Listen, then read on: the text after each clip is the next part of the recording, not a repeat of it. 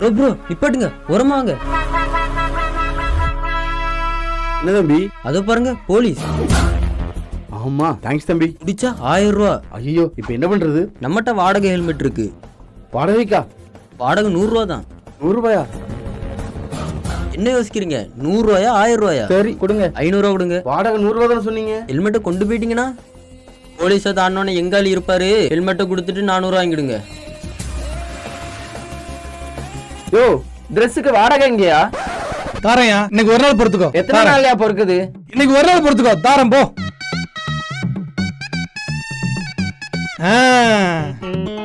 டேய் சொட்ட, இன்னைக்கு வாடகை வரல, அவ்வளவுதான் பாத்துக்கோ. போயா, கொண்டு வரேன்.